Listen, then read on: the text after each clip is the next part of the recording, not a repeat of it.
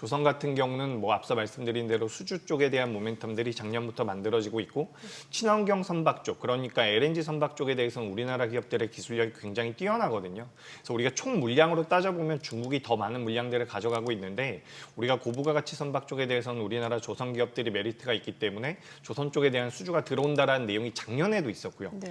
방산 같은 경우도 이제 러시아 우크라이나 전쟁 이후에 우리나라 기업들이 뭐 납기도 잘 맞출 수 있다라는 부분들, 그리고 성능도 뒤처지지 않는다라는 부분들, 그리고 글로벌 시장에서 이제 방산 쪽에 대해서 납품을 하고 있는 큰 캐파를 가지고 있는 국가가 러시아나 중국입니다. 네. 근데 이제 미국과 어떻게 보면 어느 정도의 호환을 가질 수 있는 기기를 만들 수 있는 게, 무기를 만들 수 있는 게 우리나라이기 때문에 작년부터 이제 조선과 방산 같은 경우는 수주 쪽에 대한 모멘텀들이 시장에서 이야기가 나왔었어요. 근데 그 물량들에 대해서 이제 매출과 영업이익으로 이어지고 있다라고 한다면 원전 쪽에 대한 수주 소식은 상대적으로 전 조금 더 늦게 시작이 됐다라고 보고 있거든요. 그렇기 때문에 올해도 그렇고요, 올해 연말에도 그렇고요, 이 원전 쪽에 대한 수주 소식은 저는 계속해서 나올 가능성이 높다라고 보고 있습니다.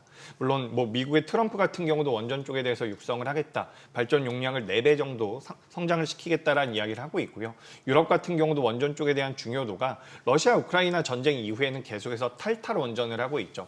탈원전을 폐기하면서 원전 쪽에 대한 육성을 하고 있기 때문에 전 오히려 원전 쪽 같은 경우는 지금 어떻게 보면 조방원 중에서는 가장 매력적이지 않나라는 의견을 드리고요.